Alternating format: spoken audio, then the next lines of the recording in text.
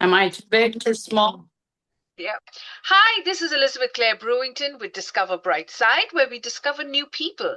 And I am so excited to meet someone in Toronto, Canada. Over to you. Please tell us about yourself and share your story. Oh, hi, Elizabeth. Thank you for having me. Yes, I am Elke Rubach, originally from Mexico, but duly decked out for Canada's match today. I've been in Canada for 23 years and counting. I'm a lawyer by training, but left law many years ago, and I started a wealth management company 13 years ago with the idea of helping professionals literally get their house in order and understand that it doesn't matter how affluent you are, you do owe a minimum financial planning to your family, at the very minimum to yourself. Then it's not impossible, right? When the right team is put together, we help clear all the extra noise that really tightens your day or makes it a little heavier.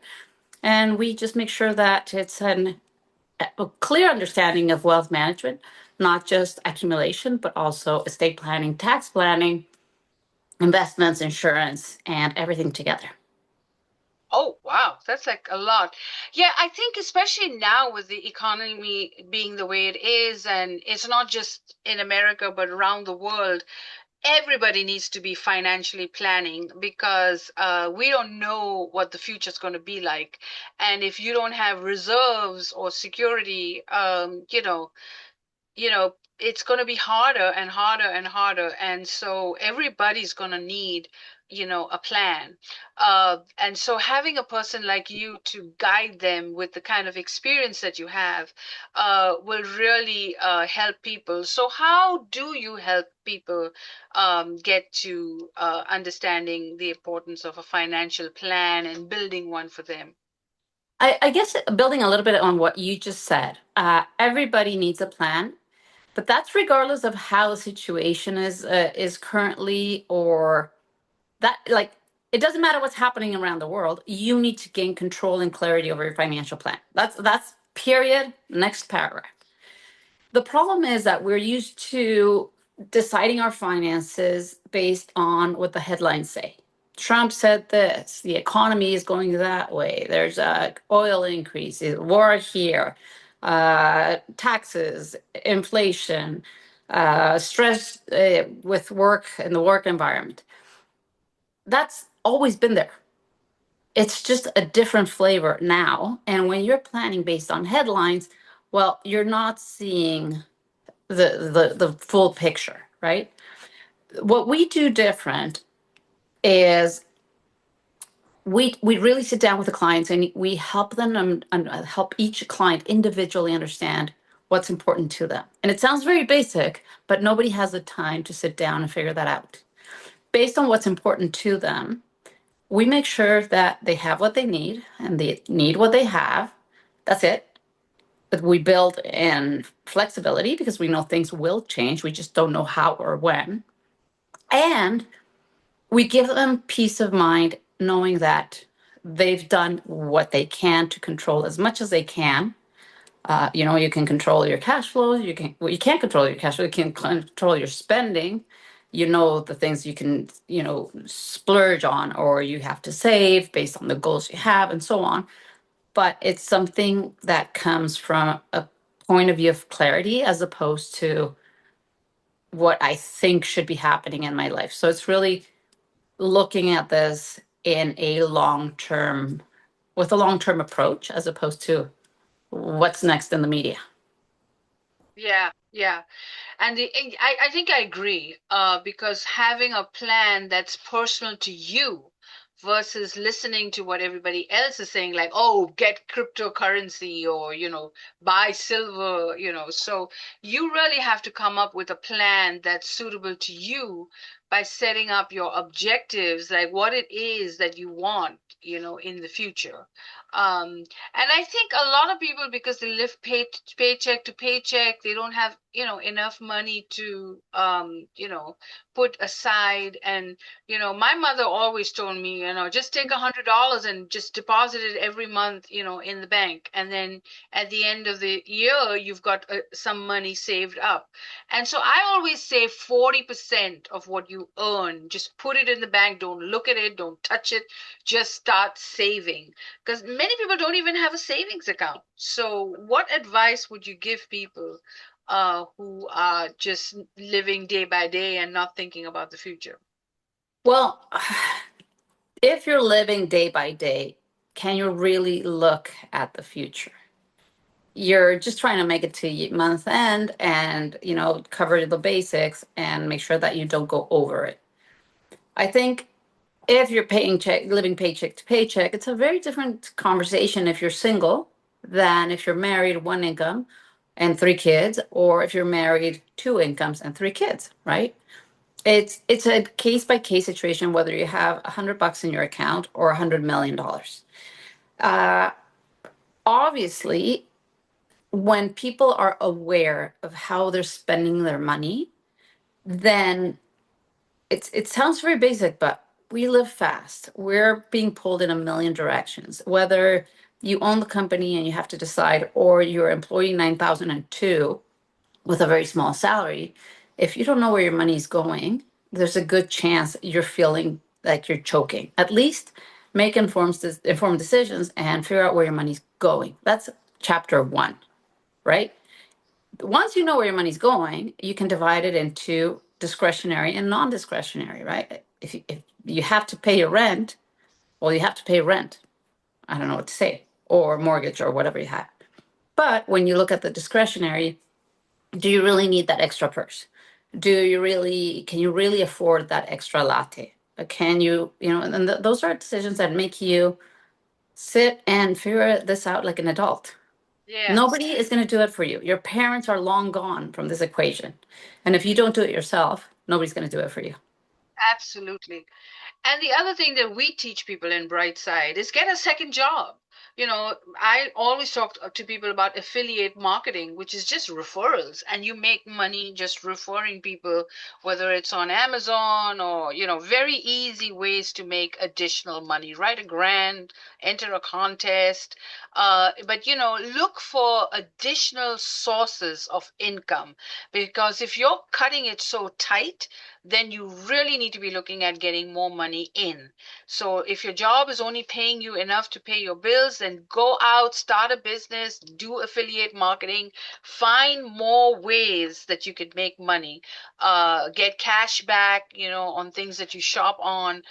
Very simple ways, but try your hardest to bring additional income, because that's how your cash flow is going to get better. So how do people get in touch with you? How do they hire you to help them? What are the services that you offer, and how does one start? It starts with a conversation. We are licensed in Ontario, Alberta, and British Columbia, so we can work with people from those provinces. Depending on their situation, we do have a minimum of assets set to manage that we can discuss. But we do have a fee-based planning service for people. Is it cheap? No, but it's a lot more expensive not to have a plan, right? Yes. And whenever somebody tells you you can get a free plan, well, we know the expression, right? There's no such thing as free lunch. We spend a lot of time on those plans, and we really customize them to the family. We bring in the spouses, we bring in the children, we talk to everyone, because when the load is only on one set of shoulders, well, it's complicated. We do have a newsletter that goes out once a month. I have a personal newsletter that goes out twice a month. I'm very easy to find on LinkedIn, and we're also on Facebook and Instagram if people want to just follow and listen to what do we have to say. The Instagram one is at Elke Rubach. No, sorry. Yeah, that at Elke Rubach And the LinkedIn is at either me personally, Elke Rubach, or the firm Rubach Wealth. All the advice on LinkedIn goes through the firm, and it's a case by case basis. If we're not the right fit, we can recommend people that will be at the level, and we want to just make it simple and get rid of all the noise, and reassure to our clients that they're not alone, and there's a team behind them giving them tax efficiencies. Like if you're not tax efficient, you're leaving a lot, particularly in Canada, you're leaving a lot of money on the table. Yep. And that's how it starts. It's really learning, being curious, acknowledging that you may not have the time or the knowledge or both to do it on your own. I don't do my own stuff because I look after my clients or I look after my stuff. But somebody on my team does it, so I'm taking care of. I know that I need to do it. I just know that I don't have the time to do my own things because it's very emotional. Some people are incredibly gifted at that, and they're happy to run their own finances, do their self-investment.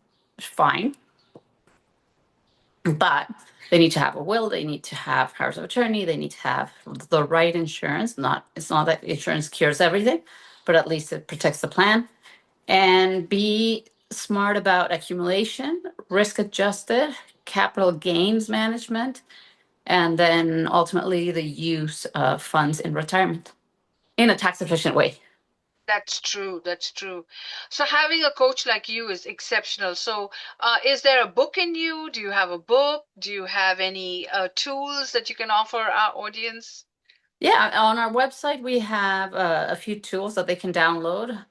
So just go on the website, rubachwealth.com. So rubachwealth.com, and resources are a few little things there. And as I mentioned, online, like social media presence is pretty strong. So there's a lot of stuff in there, videos and videos and videos. We find that people prefer watching videos than reading, so we have a lot of videos there with little pieces. And yeah, it's a matter of normalizing the money conversation. And just because your parents didn't talk to you about it doesn't mean that you should pass that on to your children, because you're setting the example. And everybody, generally speaking, wants two things: peace of mind, knowing that there's harmony in the family and that they're going to be fine.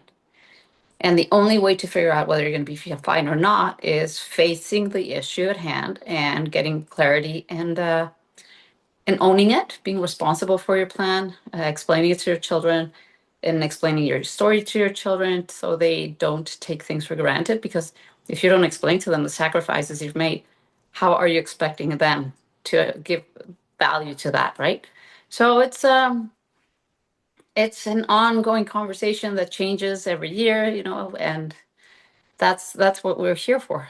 We have more than half a century in combined experience. Again, I'm a lawyer and I've seen enough to Yeah. warrant me telling. And personally, right?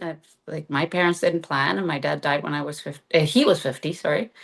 So that was not according to plan. And as a family, we went through a bit of a hell, and it's easily avoided if people put other priorities aside. And if they say they really love their family, well, then prioritize that, because everybody has a legacy. Whether it's organized or disorganized is up to the person. I agree. I totally agree. Well, thank you so much for this interview. There you have it. Make sure that you get connected and go and make friends on social media, like her, write a review, connect with her, and enjoy the videos that she shares on her website and everywhere, and follow her. That's what we do at Brightside. So thank you for watching Discover Brightside, and write us a comment. Tell us what you think about the interview. And if you would like to learn more information about how you can manage your wealth and how that is going to be. So thank you for watching Discover Brightside.